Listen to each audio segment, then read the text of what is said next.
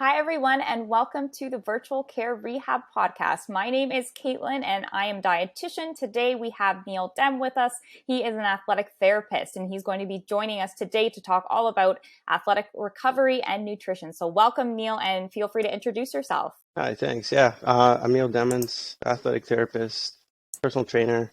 Work with a lot of sports teams, pro sports, the minor sports. I just try to do it all, try to do as much as I can, keep busy. Awesome. Well, super pumped to have you here, Neal. I want to first start off by asking, what really led you to becoming an athletic therapist? So that answer is kind of two parts. So when I went into university, what I wanted most was to be part of a team, to remain part of a team. Sports was a big part of my growing up. So I wanted to remain in that field. I actually didn't even really know what athletic therapy was probably until year 3. I got into a volunteer program. I thought it was paid. It was not, but it was okay. I figured it'd be a good experience, and it really was. I really started to enjoy it. I'm like, hey, finally I found a profession maybe that I can still stay within sports. And then I was lifting quite heavily in university, and my thumb actually started to lose a lot of strength and had some pain in it. And finally, I was like, I'm gonna have to go to the doctor. That workout, because I'm stubborn as hell, I decided to do as much as I could. I got a couple PRs, went to the doctor. Sure enough, he shut me down. So the fun part was for me, and because I'm kind of a nerd, is the doctor kept saying, you got a nerve entrapment in your thumb, you got to rest, you got to ice. And this went on for 2 years. I went back and forth, and I just was making no progress. I was getting ultrasound, chiro, massage. We couldn't quite figure it out. And then I start taking this program, and I start realizing, well, this isn't quite a doctor problem. This is more suited for maybe a physical therapist, an athletic therapist.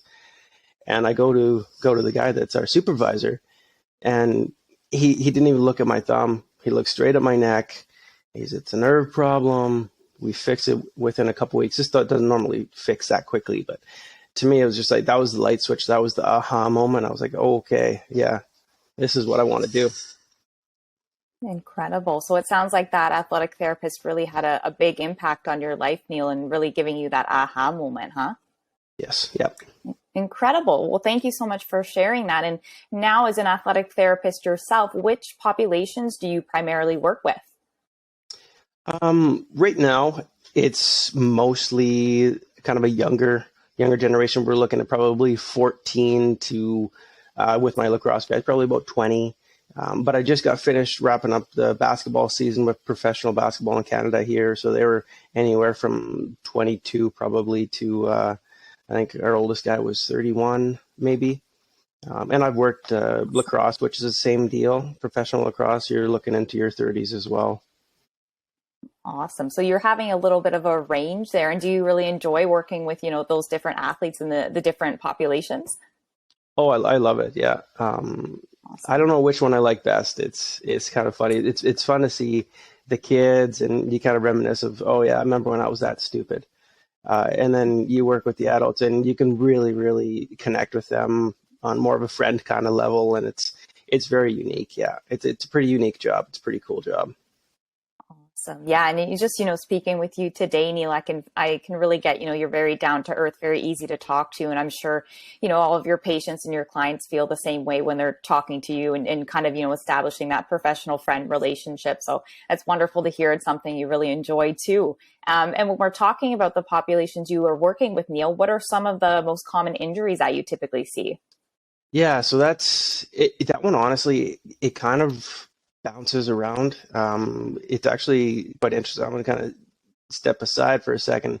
If you ask many clinicians, you're probably going to find that they'll tell you for some reason they kind of come in waves. So sometimes you're dealing with shoulders, the other times you're dealing with knees, and then ankles. It for some reason it flows around. It's kind of weird like that.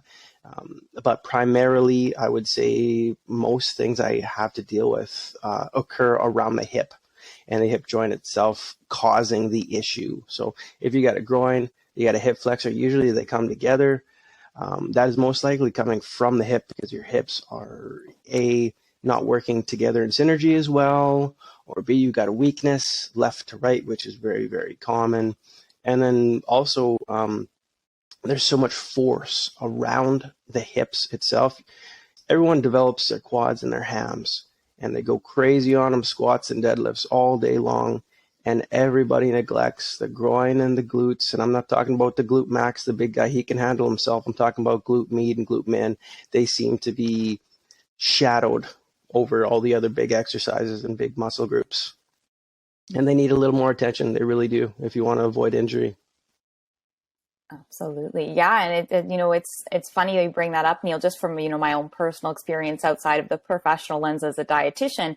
I enjoy exercise. And of course, the first thing that you see, whether it's, when you're Googling exercises or when you're typically, working with most trainers is, the importance of focusing on the big muscle groups, the quadriceps, different things like that. And, things as the groin that you mentioned are ones that typically kind of get pushed under the rug. So I'm definitely seeing what you're saying for sure.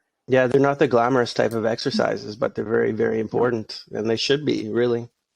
Yeah, I try to focus on them with absolutely. all my guys, because if I can go through a game and have no injuries, and I get to watch sports and get paid for it, it's pretty awesome. And only way to do that is to prevent the injuries from happening, and that's a good start, at least. Absolutely. Yeah. Getting to just watch sports and really get paid for that, but enjoying your time there. Wonderful, wonderful job. And you did mention, the prevention of injury. So when you're working with an athlete and you're looking for, preventing an injury, what are the typical strategies you really, relay to your athletes to make sure they're looking at the prevention? One of your biggest preventions is going to be an eccentric contraction. So what that means is so we're taking the bicep and we're going to curl our bicep. The bicep is getting shorter. That's called a concentric contraction. When the muscle elongates, it gets longer, and you're still using it. You're lowering, you're slowing. Some people call it the negative. That is an eccentric contraction. That is one of your best ways of limiting any kind of muscle injury. It's primarily found probably the most studied would be your Nordic drops for the hamstring injuries. So it's proven that stretching your hamstrings aren't as effective as doing Nordic drops. So that's eccentric contraction. So you can take that theory and put it into all the other muscle groups and work through that eccentric contraction. So you think about when you get an injury, most likely you're doing something awkward. Maybe your positioning is weird, and that muscle is elongating as you're trying to avoid that. Maybe you got pushed into contact. You're trying to avoid that movement. Therefore, you were actually doing eccentrics. If we strengthen that, you're going to hopefully try to avoid some of those muscle tears. Also, mobility is huge, and that's not flexibility. It's mobility. It's strength within all types of ranges, hopefully throughout your full range of motion. So if you're really, really weak on the far ends and you get pushed to those far ends, something's going to happen, and it's probably not going to be a good thing. Yeah, absolutely. And it sounds like, Neal, there's a whole bunch of different ways you can kind of go about it and good tips and tricks you can use to work towards prevention, which is absolutely wonderful. We always want to prevent it. When we're talking about the other side, when an athlete comes in and they are injured, what strategies do you give them for going about with the healing process? Yeah, that one, once again, it really differs depending on the injury. One of the biggest things and the easiest things is it's literally just to listen to your body. Don't be stubborn. I know I'm a prime example of you try to practice what you preach, but you don't, do as I say, not as I do kind of thing. If you don't listen to your body, if you're doing something that hurts or aggravates that injury, and you keep doing it, you're just prolonging that recovery. You're slowing it down. If anything, you might move it backwards. So that is kind of number one. Obviously, right off the hop when you get hurt, early mobilization is pretty key. So the sooner you start using it is actually very important. But once again, you have to listen to your body. If you're using it, but you're causing it more pain, we're moving in the wrong direction. Gotcha. Yeah, absolutely. We definitely don't want to be pushing, themselves too quickly. We don't want athletes to be in that position where they're, maybe a little bit too eager to get back into sports or what have you. And then, things get a little bit worse for them. I just want to jump in here from the nutrition side of things, because we chatted a little bit before about, athletes maybe focusing a little bit too much on the athletic side of it, but not necessarily as much on the nutrition. So for sure, we chatted a little bit about the importance of just making sure you're getting enough nutrition. So from the dietitian perspective, what I always think of is, make sure you're still getting that full range of nutrients, from your vegetables, your fruits, your whole grains, as well as a good amount of protein. So protein is the biggest and most important macronutrient typically when it comes to injury healing and making sure our muscles are able to heal quickly and heal well without too much atrophy or any of that concern. And a lot of the time, as you mentioned, Neal, athletes sometimes push it aside, which is really too bad because nutrition does play a big role. And we chatted too about a couple of supplements that, could play a big role in inflammation and whatnot. One being, the importance of omega-3s. So omega-3s are something, we'll find in fish. You can typically take them as a supplement as well, as most people don't necessarily consume enough if you're not having at least 2 meals of fatty fish per week. And again, it does play a big role in athletics as well. Oh yeah. Big time. Awesome. Yeah, absolutely. And for, another big question here too for you, Neal, and it'll probably be asking you about, what the general information is, but what are, the most common questions you get from your athletes? Especially when it comes to nutrition, I get asked a lot about your BCAAs and your pre-workouts. And to me, I always kind of imagine if you're probably taking BCAAs, you're probably taking your protein powder as well, and most likely you're getting enough. You don't actually need to take the BCAAs. Now, once again, as we spoke, that's your kind of jam. I always want to see people ask me kind of nutrition, dietitian kind of questions. I'm like, hey, I'll tell you what I know, but you should talk to a professional. They're pretty awesome at it. And then, the pre-workouts, my answer is always coffee is great. I love coffee. So that's my pre-workout.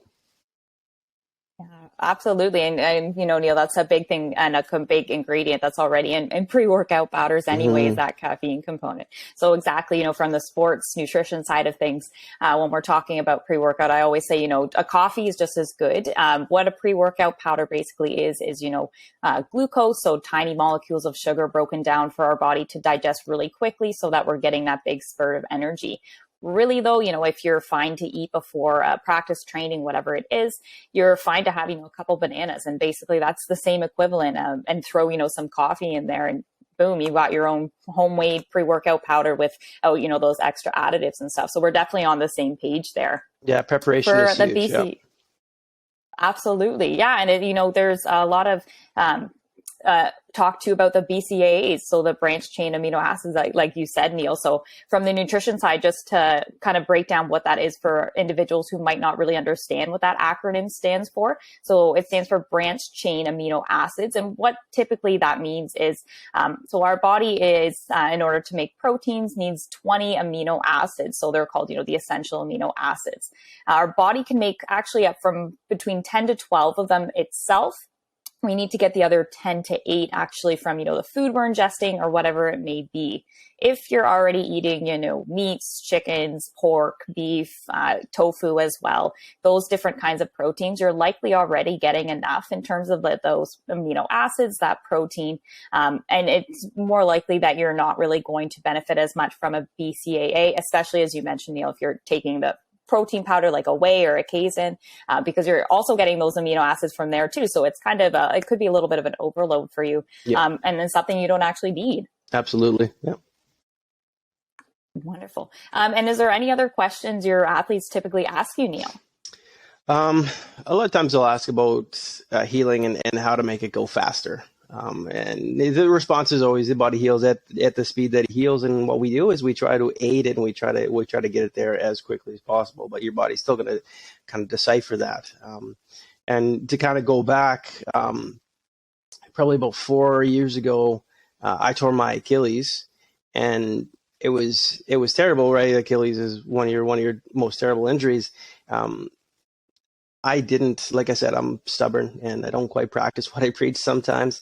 My rehab was great. And then I got bored because it's a long rehab, probably hit about a year. And I kind of was like, okay, my left calf is still about an inch smaller than my right calf. Still working on it. But one thing that I didn't focus on was my nutrition. And to me, that just kind of talking with you, I think that needs to be part of every recovery, and that's not really something we usually talk about, especially in our recovery plans. When we see an injured athlete, we don't, we're working on the exercise, we're working on the modalities, we're working on anything to mitigate the pain. We don't really talk about the nutrition of it, and there's a lot of nutritional facts or nutritional substances that can really aid and help in tissue healing. Yeah, absolutely. And, I appreciate that, Neal, you're, acknowledging the importance of nutrition in the healing process. Absolutely. That's, again, something else that does get pushed under the rug, unfortunately. But it's good that we're having this chat about it today. So, yeah, there's a whole bunch of different great nutrients that, again, can really help with the healing process and, recovering from an injury. If you're already having, a balanced diet, again, those whole grains, some good proteins, fruits, vegetables, all those kind of things, that's going to be, a powerful punch for yourself as well. Again, if you're not having enough omega-3s, that can definitely make a big impact. So if we're looking at, reducing inflammation in your body, omega-3s are a really good source of being able to do that. And actually, there's some research looking at omega-3s and the delayed onset of muscle soreness as well for athletes, as well as, it's them supporting cardiovascular health, reducing joint soreness, a whole bunch of wonderful things. And as well, supporting our brain health too. So perhaps if we're looking at an athlete who's had a concussion, omega-3s can play a really big role in that healing process too. Vitamin D as well as, another supplement you yourself and, people listening might think of vitamin D as, the thing that comes from the sun. It absolutely is. A lot of the time, those individuals who live in Canada, though, such as we do, don't get enough vitamin D through the year. And the reason for that is because of the distance of the sun. We do have winter, so we're not getting enough vitamin D at that point in time. By, having enough vitamin D in our system, it can actually really support our immunity, our immune health. And again, going back to reducing inflammation, especially from the athletic side of things too. And again, supporting bone health, which is super important when we're looking at, athletes wanting to be strong and really have, a strong base and really being able to perform well without risks of, perhaps breaking a bone or any of those kind of things. So absolutely, there's a whole bunch of different wonderful ways that we can go about it with nutrition to really help up an athlete's game. Absolutely. Wonderful. And then something else too, we chatted a little bit about, Neal, was actually hydration, the importance of hydration in an athlete. So from your experience, tell me a little bit about, what that's looked like for you. In my experience, athletes don't drink enough. That's my experience. I have, like we were talking, I looked into the research of it. I tried to find a nice formula to use to try to make a personalized amount of liquid or water to be drinking per day, per event day, pre, post, for all my athletes. I thought they would really appreciate it. I went through all that time being very individual. And I don't think any one of them, even a couple of them tried, a couple of them are pretty dedicated, but I think it surprised them how much water they had to drink. They attempted it, and then they attempted it all pretty much at once, or in the morning time or at nighttime, and then they're going to the bathroom all day, all night long. And I try to tell them, like, you should try to schedule your drinking so you're not trying to get it all down at once. Definitely could be tricky to do all at once. And yeah, I don't think they understand it quite as much as they should, or they take it for granted maybe. Mm-hmm. Yeah. And it's really unfortunate, Neal, that you're seeing, in your experience as well, that the athletes are really taking for granted sometimes the importance of nutrition and hydration as well. So from, what I've seen in the research, the hydration really plays a big role in actually how athletes perform. So when an athlete or, any individual is dehydrated, but specifically, and from an athlete's perspective, which we're talking about today, we can see, there's an elevated cardiovascular strain. So, talking about the heart. And when we're talking about, hydration as well, if they're quite dehydrated, there's the potential risk of having, a 6 to 7% decrease in actually their performance as an athlete, which is a really, really big percentage if we're thinking about it. For an elite athlete, that's massive. Yeah. That's the difference between a win and a loss. Yeah, absolutely, for sure. And that like it makes a big difference. And I don't think, that's the education is provided enough on the importance of hydration. When we're looking at, figuring out, as you mentioned, scheduling in time for your athletes to drink. So, from what I saw in the research, Neal, and kind of what we chatted about was the importance of actually doing that, scheduling in when you're drinking as an elite athlete or a higher level athlete, because just following our thirst mechanism isn't enough to make sure you're not dehydrated. So when we're especially looking at, working out in a hot or a humid environment, working out and exercising for 90 minutes or greater, if performance as well as if really your goal for the athletics, then you're definitely wanting to schedule out when you're going to be drinking. And of course, follow a specific amount of fluids. And of course, work with a dietitian, work with an athletic therapist, and figure out what you need to be doing. Individuals as well, who have a really high sweat rate can definitely benefit from that too, because you're losing a lot of fluid there. And again, it can really go back to impacting your performance. Absolutely. Yeah. And again, so yeah, for anybody, listening, perhaps higher level athletes or, athletes in general who are curious about, how much water they should be drinking before, after, during any kind of athletic event, definitely, reach out to your dietitian, definitely, talk to your therapist and kind of get that conversation going, because again, it can really impact your performance. And as Neal, said himself, be the difference between, that win or that loss. Absolutely. Wonderful. So Neal, just before we jump off, I want to kind of, hand things over to you and say, is there anything you want to finish off with today? Perhaps, let the athletes or the audience who is listening to us today, leave them with any, words of wisdom or what have you. Yeah. I think the biggest thing is people try to, whether you're an elite athlete or a weekend warrior, they try to just tough it out. I think you need to give in and be like, okay, I'm hurt. Come see the professionals, come see me, come see you, because as we discussed, nutrition is a massive part of recovery, and I don't think people utilize it as much as they should. So I think the big take home was come see us, come and look at that nutrition, look at that rehab. Absolutely. Yeah, we're here for you guys. We're here to help yourself out, your athletics. We're here to give you that support and, help you with the injury healing and improving your performance. So definitely reach out, start that conversation, as Neal said, and get that support from us. Yeah. Well, if that's, all that you have to say left, Neal, we'll jump off now. Thank you again so much for joining me. And thank you for everybody listening. This has been wonderful. And again, hopefully we can chat about, another athletics topic coming soon. Absolutely. Thanks for having me. Wonderful. Thanks, Neal. Take care. All right. You bet.